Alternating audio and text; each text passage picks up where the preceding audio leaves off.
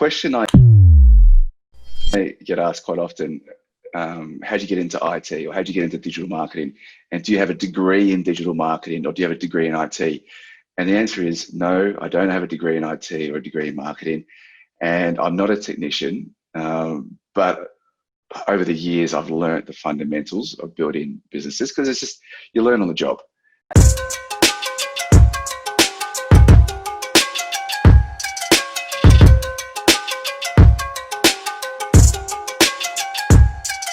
Okay, everybody, welcome to this week's episode of the One Shot Movement podcast, where we dive deep into the stories of entrepreneurs, business people, basically anyone out there that's making it happen, that's got a lot of value to give. And I'm super excited today. We've got Nick Bell on the show. And just to give a bit of a backstory to Nick, and I probably won't be able to do it justice, but I've been following him for a while and everything he says I really relate to. So I'm super excited about the conversation. But he's the founder of 12 digital marketing agencies. He's been listed on the AFR Rich List as a personal fortune or value of 217 million. We're going to ask a little bit about that. He's built businesses all around the world. He's got offices all around the world. He's currently in COVID-19 recruiting for staff. So it looks like he's in high growth at the moment as well. He's well published. He's been in the Financial Review and all sorts of different media. And we're going to really dive into his superpower about building businesses, agencies, talk a bit about digital marketing, and welcome to the show. Mate, what an intro. Thanks for that. So thanks for having me. Good to be on board. So, thank you. Look, I am really excited about this conversation. I love just people out there making stuff happen, and that's exactly what you're doing. But I'd like you to start off with just sharing a bit about your story and background. How did you get to where you are today? Valuation, business? Love to hear about it. Look, the question I get asked quite often, how do you get into IT or how do you get into digital marketing? And do you have a degree in digital marketing or do you have a degree in IT? And the answer is no, I don't have a degree in IT or a degree in marketing. And I'm not a technician, but over the years, I've learned the fundamentals of building businesses because it's just, you learn on the job. Like after doing it for 12 years, you get to pick things up. And in the early days when I started the digital marketing business, mate, I had no idea what I was doing. I was a kid trying to make a buck just to pay the rent, as I'm sure you were back in the day. Yeah. So how did I get into digital marketing? It's a very good question. And to be completely transparent, I read an article about digital marketing and I thought I could sell it. So I knew what SEO was, but I didn't really know what it was and how to implement it. But I thought, look, I know this is going to be big. It was growing dramatically at the time. This is 2008, so it's not that long ago. And I thought, look, I can sell this. So what I did, I went to page 2 of Google and started cold calling businesses from page 2 of Google. So look, you're on page 2, I can get you on page 1. And within a few days, someone sent me a check for $10,000. Remember, I'm in my bedroom calling businesses from a laptop with no actual business. I don't even think I had a business registered at this stage.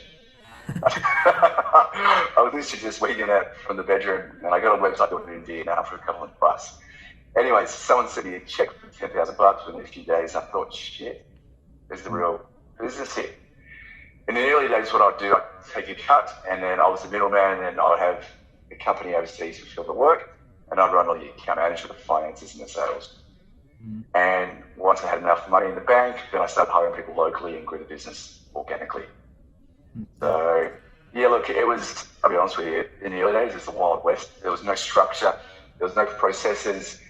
It was me kind of running around, trying to manage the client's expectations, trying to win deals, trying to get payments, it was a bit of a shit show at the start. But as time went on, you refine and you get better and better. Yeah. And I guess back in 2008, it was really the transition from, Google AdWords and, that search engine stuff. There was then social media movement that come into play as well. So you're right at that inception point there. Yeah, social media started really taking off, I think, in Australia for me around 2010 is when we started taking notice of it. In the early 2000s, it was 100% of Google. 100% on Google and a bit of Bing, and I think it was Yahoo as well, but mainly Google. And then social media started kicking in 2010. And we didn't really take serious notice of it until 2012. And then Facebook started rolling out Facebook ads. And then Instagram came into play, and then now LinkedIn is in play. And LinkedIn, my God, that's an absolute beast to itself. If you're not on LinkedIn and you're not creating content, or you're just not active on LinkedIn using Sales Navigator, get on it. LinkedIn is an absolute gold mine. I've been preaching it for about a year or 2 years now, because I use Sales Navigator on LinkedIn, so I'm actually prospecting myself. It doesn't matter how big you get, you should always still be selling. Always try and win business. So I'm on Sales Navigator. I was actually on this morning replying to some messages, and I'm posting content almost daily on LinkedIn. Yeah. I want to talk to you a little bit about LinkedIn because it is a platform that I'm dedicating a little bit of time to, or not a little bit, most of my time to at the moment in the social space. And the features that are popping up, like they've released stories and all sorts of, it's nearly sort of moving a little bit towards some of the features of the Instas and that of the world. But what's your copy in Facebook is like LinkedIn stories. It's a complete rip-off. Yeah. But if it works, it works. So why not? Yeah. And they just rolled that out, I think 2 weeks ago, LinkedIn Stories, or a month ago. It was in beta testing for a few months, and now they're kind of roll it out to some influencers, and it's a complete rip-off, but good on them. It's working for them. Yeah. And what about the audience on LinkedIn compared to some of the other platforms? Like, why do you see that as a gold mine for, it's obviously because it's got the right type of people on there, or is it features? Look, LinkedIn is generally a B2B platform, generally a B2B platform, and you have full profiles of their history, of their job profiles, job titles. So targeting certain people from certain companies is super easy. Like if you want to target the people from the big four banks, you can at one click with Sales Navigator, or just even LinkedIn generally. So as I'm a B2B business, for me, it's very easy to target nearly every single person on my radar that I want to target. So at the moment, we're targeting insurance companies and finance businesses. LinkedIn, I can just go bang, bang, bang, done. Okay, I can target all of them. With Facebook, I can't. Like on Facebook, you don't have your job title and your work history on there, do you? No. No, it's like, what have you done on the weekend? Where you've been on holiday? It's not really business related. Where LinkedIn, even though there's a lot of crap content on there, and people are posting about what they did on the weekend, it's still a B2B business platform. And hopefully it remains that way. Hopefully it doesn't get cluttered with crap. Yeah. and just the search, you are right. Like the search function, you can actually search people that where they previously worked or where they're working now. Like it's, and by location, it's really, really good. Do you use groups much? No, I don't use groups at all. Right. I was going to use groups, and a friend of mine, Lisa Tay, who's a massive LinkedIn fan, she advised against it. I don't know why, but I haven't needed to use groups. If you want to build your connections and build your audience, groups are great, but your engagement will be quite low because they're not actual people interested in seeing your content. Yeah. So groups, haven't needed to use groups yet. If you want to build, like I said, if you want to build your connections or your numbers, fantastic, but it's not great for engagement. Yeah. Cool. And what do you see the difference between you can write a post with content and article? Do you see a difference in engagement there, or why would they have those two features on LinkedIn? To be honest, I see the best engagement with either photos or videos. Yeah.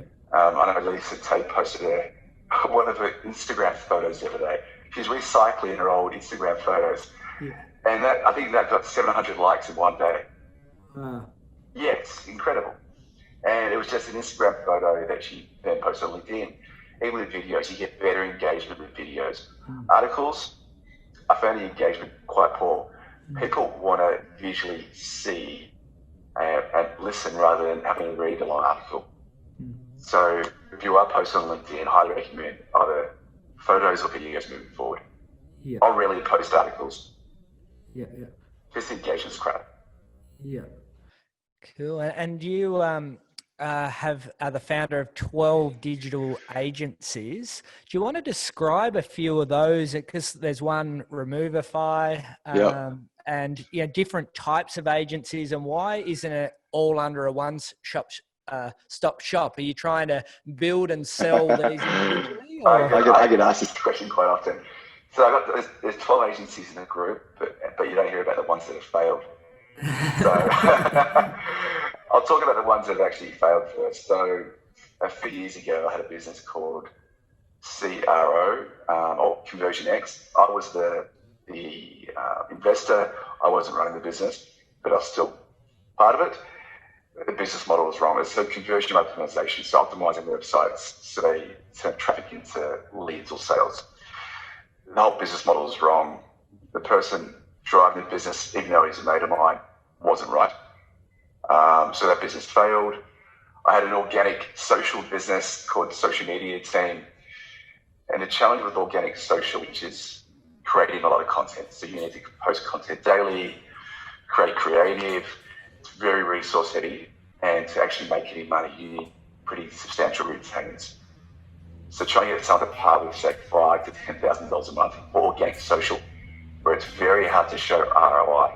So you can show likes and comments, so you can show engagement, but it doesn't lead to leads or sales. So that business, I ended up selling that business a few years ago for next to nothing. So the businesses now we have, and I'll start with the Australian ones. So we have AppsCall, which does software development and consulting for companies like NAB, ANZ, MyOb, car sales, and so on, some more enterprise customers. So we build apps and websites. We've got Removify, which is an interesting one. People generally love this business because it removes unwanted negative content. Or revenge porn. It can be anything like, some of the shit we see is unbelievable. So during COVID, there's the sugar daddy, I'll give you one scenario. The sugar daddies have stopped paying their sugar babies. So the sugar babies have said, stuff you, I'm going to post your photo on cheaters.com because you've stopped my monthly allowance. So the sugar babies posted these photos on cheaters.com or any other website. And generally the sugar daddy's married with a couple of kids. So he's like, shit, I need to remove this content ASAP. So they come to us. But it could be a defaming review. It could be anything. Anything that deserves to be removed, we can remove. We don't have a magic button that goes, whoop, and removes the content. It has to be, okay, we present a case or an argument to the publisher being Google, Facebook, Yelp, Glassdoor. They review the evidence and deem it removable or not. So that's basically the business in a nutshell. We also have Cody Agency, which is run by Lizzie Tay, which is organic social business. I must be an idiot to get back into organic social, but she's a good operator, so I'm happy with that investment. Internationally, we have Primal, which is an SEO and performance media business in Thailand.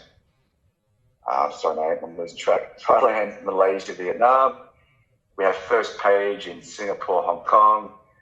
And then we have agencies in South America, which is more SEO, and then more in Dubai and the Middle East. So there's about 12 in total. Not more actually now.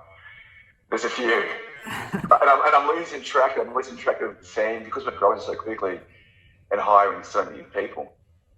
I'm actually just losing track of how many people we've got and the names of people.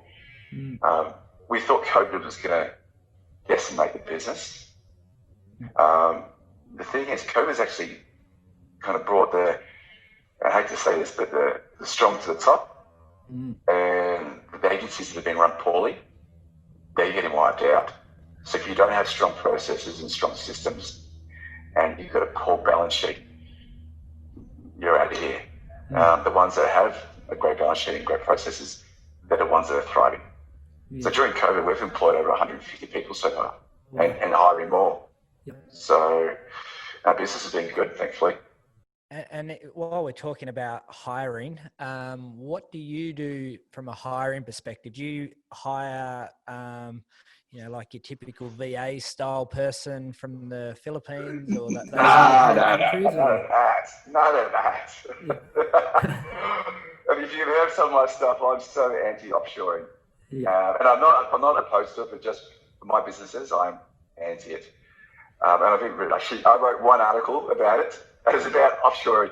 Right. So one article I wrote.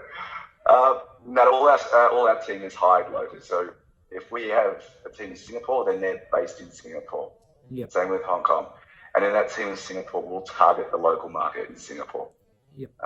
We don't have any people in India or the Philippines or anything like that. And like I said, I'm not opposed to it, but for my businesses, I am. Yeah. Another reason being, in the early days, as I mentioned earlier, I used to outsource to India and the Philippines, and I just got burnt so many times. They'd say yes to getting the work done, and they said they've done it, and then I check, it's like, mate, this isn't done. What are you talking about? You hadn't even started it. And after the fifth time of getting screwed over, I said, that's enough. Yeah. And I'm sure it's improved since then, but what's the old saying? Fool me once, shame on you. Fool me twice, shame on me. Yeah. And that's the kind of scenario. So I don't outsource anything. Yeah. And with your role overseeing all the businesses, Yep. how do you personally operate daily when, I'm sure some of these businesses, you have to go and meet weekly with like a general manager of each business, or what's your role there and how does that work? Yeah, good question. So every single day I do a huddle with each general manager. It's a 5-minute huddle in the morning. And basically he or she will outline their day. So who are you going to see today? What are you going to do today? Give me details, exactly what you're going to do. And I do that every single day, religiously. We don't miss a day. And every Monday we do a global management team meeting for about 1 to 1.5 hours every Monday. And every Wednesday we do a global marketing meeting about why our marketing strategy. Because I think if you're a digital marketing agency and you're not marketing your business, I'm sorry, but that makes no fucking sense. Literally, it makes no sense. Yeah. When I hear agencies say we gotta rely on word of mouth, I'm like, are you kidding me? Practice what you preach. Yeah. Market your business, generate leads for your new business team so you can close deals. Yeah. So that's what we do. So yes, I meet with every single person every single day for 5 minutes, but only the general managers. If you go to senior managers, I wouldn't get any work done. Yeah. Yeah. Yeah, with what you just said there too, like if your business is built just on word of mouth, you're probably not charging enough, like that. It's very hard to scale. So hard to scale on word of mouth, especially with us. Like the reason we've grown so quickly, we're very good at these. Like any business, if you get the basics right, you're going to grow. So for us, it's marketing, lead gen, closing deals, servicing the client, exceeding expectations, and delivering results. If you nail that, you're going to do well in anything you do. Yeah. And we focus on areas of the business. Because if you're a churn and burn company, you'll be wiped out in a couple of years. And because of COVID, the churn and burn companies are getting wiped out. Because you can't deliver crap now. Yeah. Because there's so much, clients have so much choice. There are so many agencies out there. And I said, look, if you're not delivering, I'm going to go to X, Y, Z, then half the price and give you better results. Yeah. And with with an agency, for example, and I shared a little bit about my, 2006 adventure down the SEO space. Page one Google, great day. That's right. But we had one employee, and they did all the delivery. How would you advise someone that's looking to go and set up and build a really good rock solid digital marketing agency? Is that you got to find that product to market fit first, see where you fit into the marketplace? Is that most important, or how would you go about it? 'Cause you've done it a lot of times. Yeah, look, I didn't go in with a game plan. I knew that I could sell it, and I knew I could sell SEO. But it's very important if you're going to scale your agency, so if you grow beyond one person or two people, that you have 8 players within the business. If you're cutting corners and paying crap and hiring C graders, you are never going to grow. Yeah. It's so important to have great people in the business who can help you scale that company to a whole new level. And in the earlier days, I didn't see the value in paying for good people. And this is back in 2008. Yeah. I was trying to cut corners. I was trying to save money so I could, I don't know what I was doing. I had no idea what I was doing. And that stunted my growth by at least a couple of years. If I had actually early on identified A players and brought them into the business and growing the business with A players, we would have been at a much larger scale right now. Yeah. So I'm a massive believer that over the years, you hire game changers, people that come into your life and completely change the game for you.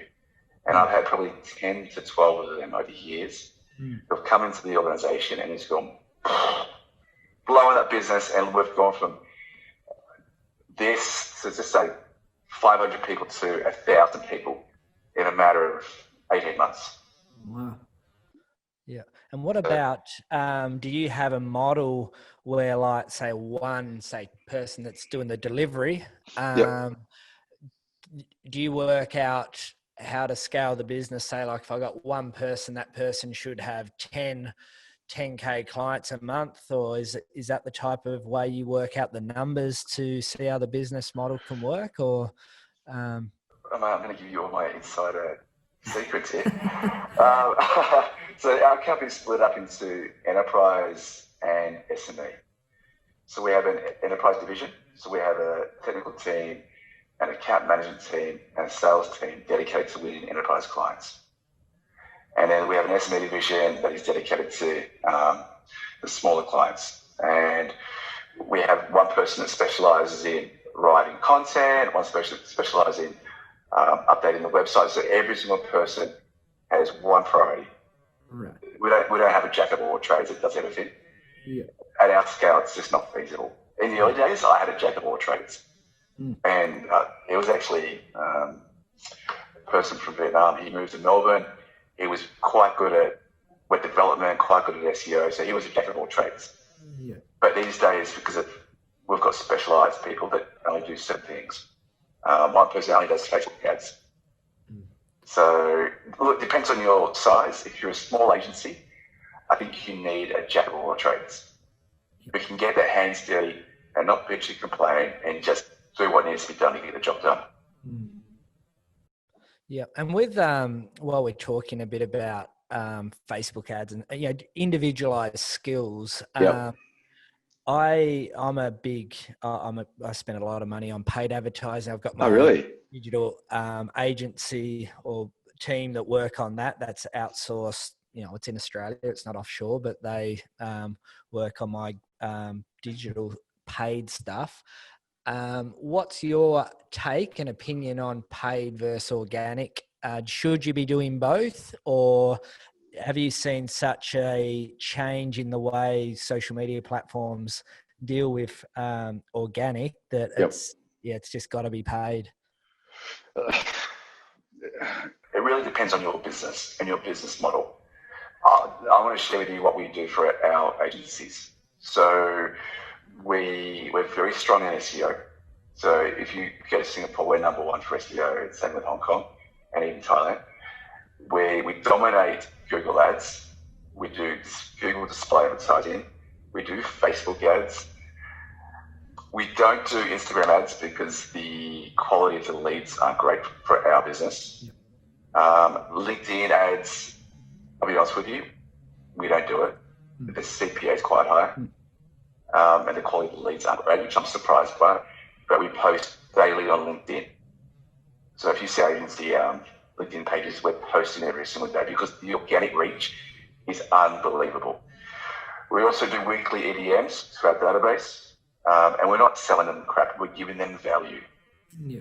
So what can we give these people to basically improve their business or improve their lives, make their life easier? That's basically what we do for our own businesses. So basically practicing what we preach. Everything we do for our customers, we do for ourselves. And I love Facebook ads. I think Facebook advertising is great. Organic Facebook content creation, I'm not a fan these days. I think the organic reach has really dropped off. It's great if you've got a massive audience already established, but obtaining a new audience is quite challenging. Yeah. Because they're Facebook algorithm these days. Yeah. And we just want to turn to the AFR Rich List, personal fortune, $217 million. Like, can you sort of take us through how that happened? Is it just business valuations? Is it through property as well? Is it business sales? Like, I'd love to know a bit of insight to that. I think a lot of the time they pull these figures out the air. And if you're not first, you're last. Look at your Lassie boys, like $4 billion. Yeah, that's right. It's incredible, mate. Look, the valuation is based on a number of factors, I believe. So from what I've been told, I sold a business 3 years ago. I sold one of the agencies. They also take into account your existing businesses and the revenue, and they also take into account any other assets you may have. And they also they research your assets, research your businesses, and look into any acquisitions or businesses you've sold in the past. So, but yeah, look, the numbers are definitely what they say. I don't know where they get these figures from, but they're interesting figures. Yeah. So, like, I got one mate on there. His business doesn't make any sense, doesn't make any money. And I'm like, mate, he goes, I don't know how they gave me this valuation. He goes, my business doesn't make any money. So it is questionable. Yeah.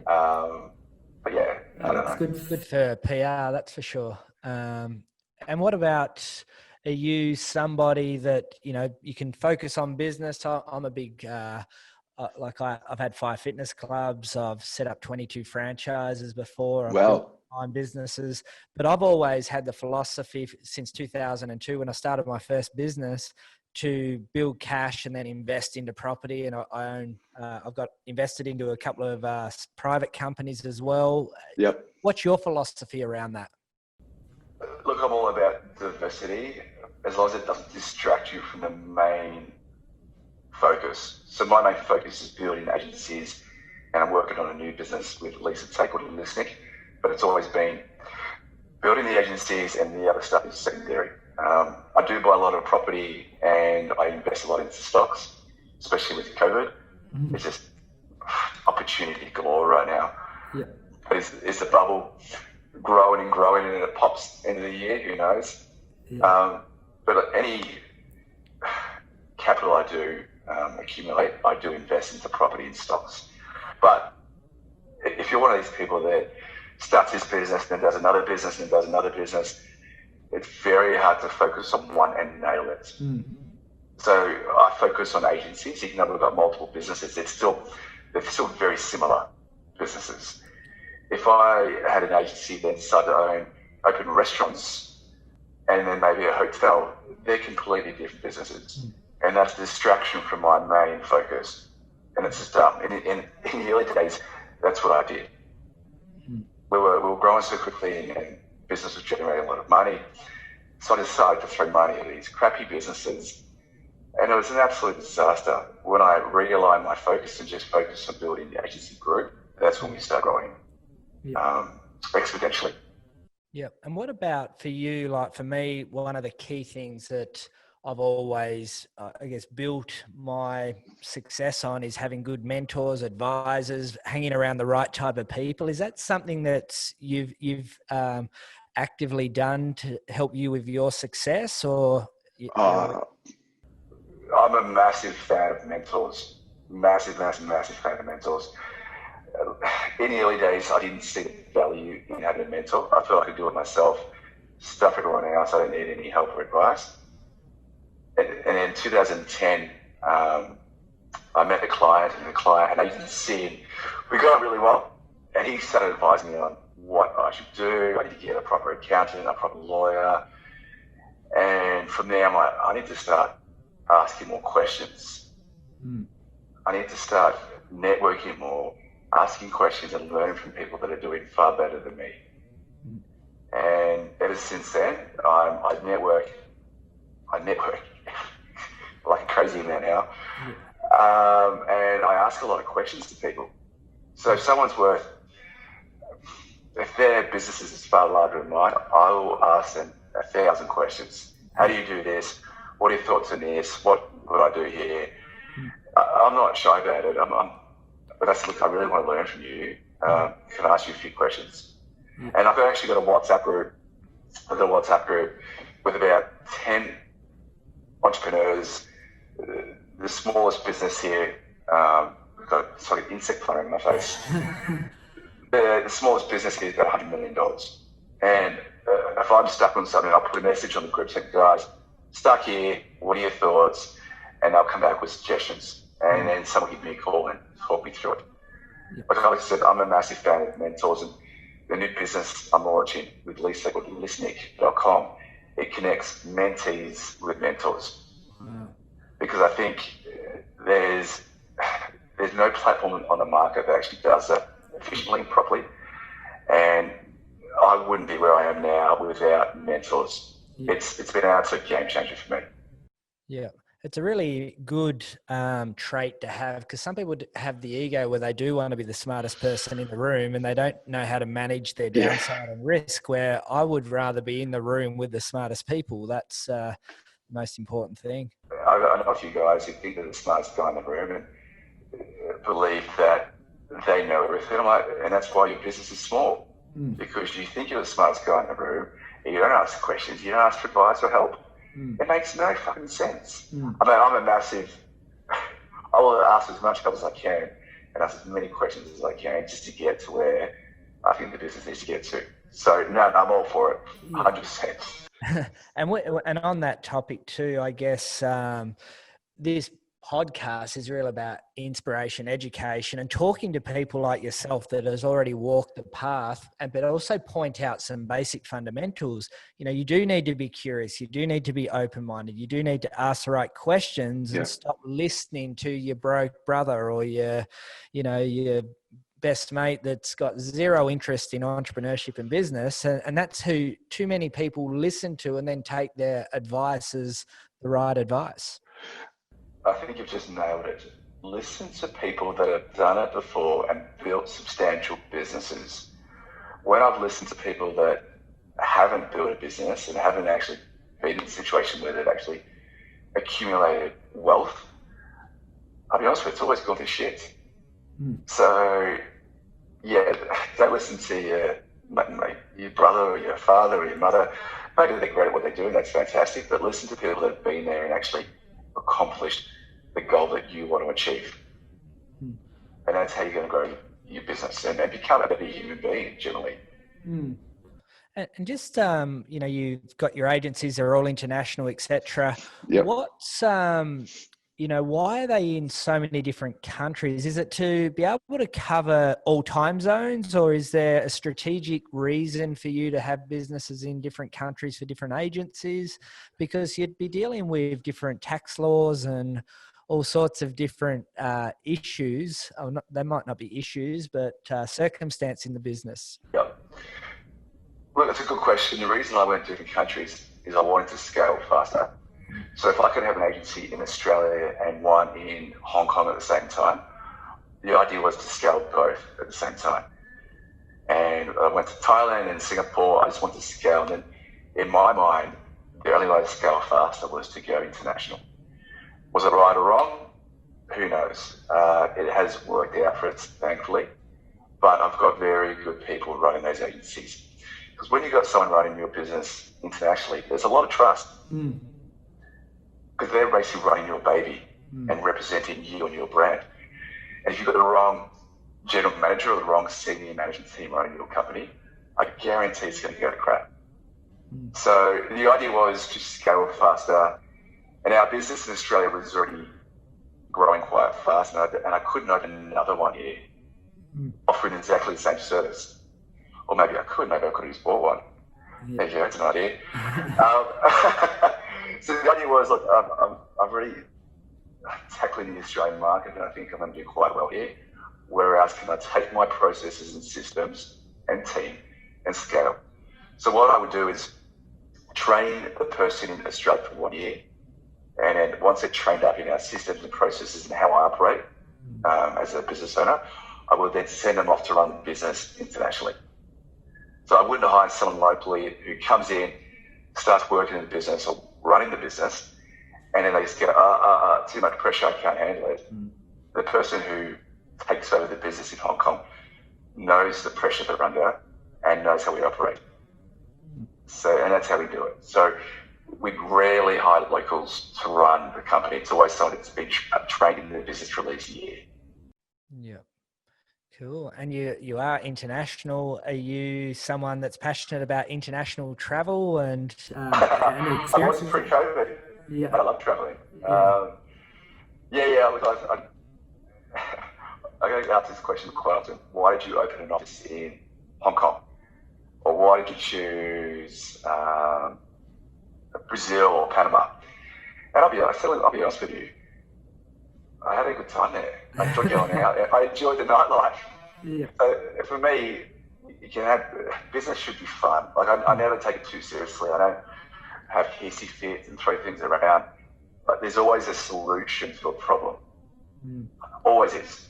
So yes, it does get stressful, but you'll find the angle to find a solution. And when we opened in Hong Kong, I really enjoyed going out in Hong Kong. I had some friends there, and I enjoyed the nightlife. So I said, look, I'm going to open an office here so I can come back more often. There was no research or analyzing the local market. If Google was there, my business was going to work. Yeah. Because obviously, and Google is obviously a global platform, except China and Korea. But yes, with my business model, you can almost take it anywhere. Yeah. I've, that's one of my passions is travel. I've been to maybe 120 different cities around the world. I'm actually supposed to be flying back from Kenya right now, but COVID's stopped that. But at the end of every episode, I always have a few questions. I call them rapid fire questions, but they don't need to be rapid fire answers. It sounds like you spend a lot of time with mentors, advisors, and people. Do you have, from a personal growth perspective, is there a business book or a personal development book that somebody should read, or a podcast that might be, or something that can help people grow, as an individual? For me personally, it was obtaining inspiration to start my first business. And I was inspired by Richard Branson's book, Losing My Virginity. Yeah. So for me, you need to be inspired to start a business because it's not easy and it's a tough journey. But once you're inspired, you've got the fire, you can almost do anything. So for me, Losing My Virginity by Richard Branson. Yeah. And what about, you mentioned COVID? Like, I always ask this question to successful business people. What's your view on the current state of the situation with COVID? Do you see, for you, it's been a high growth phase, and the survival of the fittest is really shining through for businesses that are very built structurally well. But on the flip side, there are businesses that are falling over, and it's going to be a bit of a challenge. How do you see the current situation of uncertain times? Well, COVID's a tough one. And there's pros and cons of COVID for us. Start with the pros. For business, it's been good for us because we have a strong balance sheet. And a lot of agencies in our industry are wiped out because they're not very good. So the clients are coming to us. Personally, I've enjoyed working from home as well. I love working in my tracky decks. Yeah. So it's comfortable. So will I go back to the office? Probably not. Maybe 1 day a week. Yeah. But I do feel for the companies in hospitality and tourism that have been absolutely decimated. And there's nothing they could have done to prevent it. It's not survival of the fittest. It's like, no, you've been screwed by COVID. It is what it is. A lot of them have pivoted, but it's also very hard to pivot in this type of climate. So I feel for certain industries, but there are certain businesses that are operating that just weren't very good. And this has brought the inevitable forward. They would have gone out of business eventually, and it's just fast forward that. Thinking about COVID though, it does bring a lot of opportunity. I think digital transformation's kicking in. people have to innovate now. They have to create convenience and make people's lives easier, because people want low-touch solutions, because they're not leaving their homes. They want everything at their fingertip. They want to order online or do the banking online. The whole market's changed. You're going to see a lot of bank branches close as a result. Yeah. I think it's never going to go back to the way it was, ever. Yeah. And I think a lot of people will never return back to the office, because working from home now is such a normal thing that even our staff are asking, do we have to go back to the office? And I'm like, this is a different situation. And I'm still not sure what to do here. Yeah. So we're discussing it right now, because we've seen an increase in productivity in certain areas, in certain departments, and a decrease in others. So do you have a blanket approach and say, yes, you can work from home a few days a month, or only this department can, this department can't, and then that's unfair? Things we're considering at the moment. Yeah.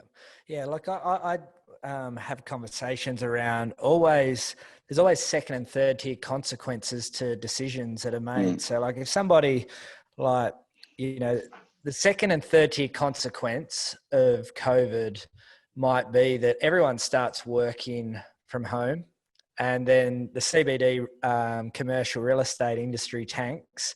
Then below all the little cafes and restaurants that relied on the workers going in there. Like it's quite interesting how this will all play out. But it's incredible. Are you based in Victoria? Yes. So now there's 36 suburbs locked down. Yeah. And it's probably going to be more moving forward. So today, I'm not sure when you release this podcast, but 36 suburbs are locked down, and to leave your suburb, you need permission to leave your suburb. Yeah. It could be 50 or 60 by the weekend. Like what's happening is just mind blowing. Yeah. And I won't discuss it now. I could go on a rant about this for hours. But unfortunately, what's happening, they're decimating small business. And not even hospitality and tourism, just businesses that are trying to operate retail. And I just think it's completely unfair what's happening. And my concern is when JobKeeper runs out, and I call the JobKeeper the free money, when that runs out, you're going to see an absolute shitstorm come October. People defaulted on home loans, or people defaulted on just loans in general. And because when the free money runs out, what's going to happen? Unemployment's going to increase. Employees aren't going to retain staff, or some of their staff.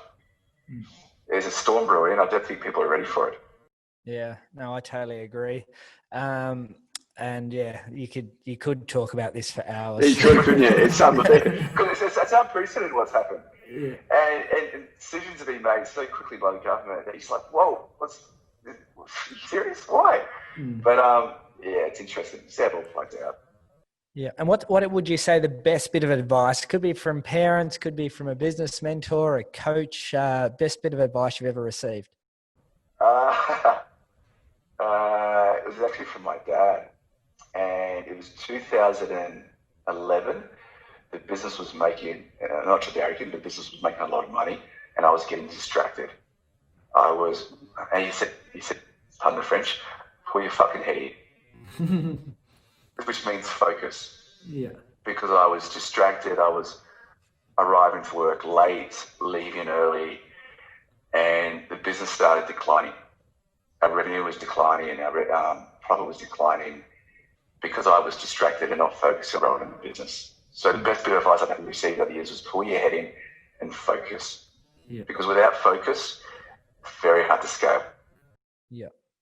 And what about on the flip side of the coin? What would be the worst bit of advice you've ever received? Oh, God, so much of that.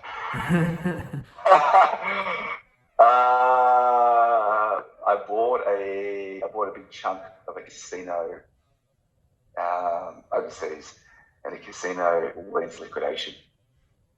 So, worst piece of advice I ever received. It cost me a crap load of money. I made a lot of dumb decisions with stocks and property, and just bad investments. So now I'm super diligent with what I invest in. So be very careful. If you've got a bit of money, be very careful what you invest in. So if you've just obtained new money, it's very easy to go spend it. Yeah. Don't be a fool. Keep the money in the bank, or just keep it somewhere safe, and be super careful with what you invest in. Yeah. I was reckless in the early days.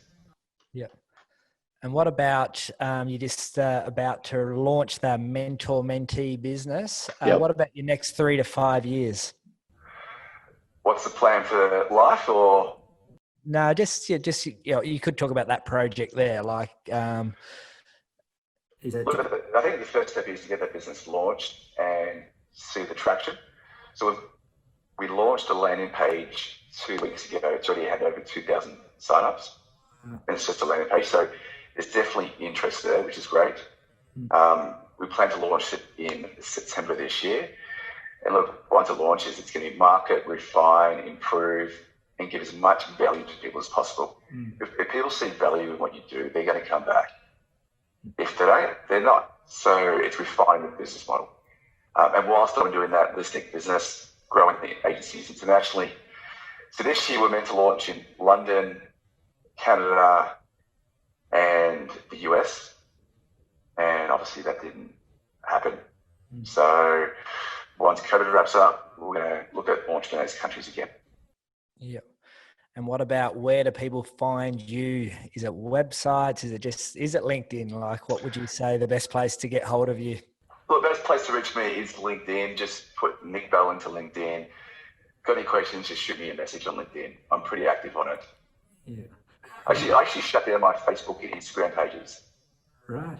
Yeah, so look, I don't need these. Yeah. I need LinkedIn and Instagram. But I did set up, I'll tell you, I set up a fake Facebook page, and I liked all my competitors' Facebook pages. So I went through and I said, all the top agencies in the world, I like their pages, so I can see what they do and see the content, and I get ideas from that. Yeah. But I don't have any friends on that page, it's just for gag information and reading some news. Yeah, yeah. I don't have any friends on that page. It's literally just for gathering information and reading certain news. Very smart, very smart. And from me, I want to thank you for taking the time, because it's been a very insightful conversation, and this is the first time we've connected, even though I've been following you on LinkedIn and really like what you do. So you've provided a lot of value today to the audience. So thank you for your time. Thanks for your time. I really appreciate the chat. It was good value. It was good fun. Thank you.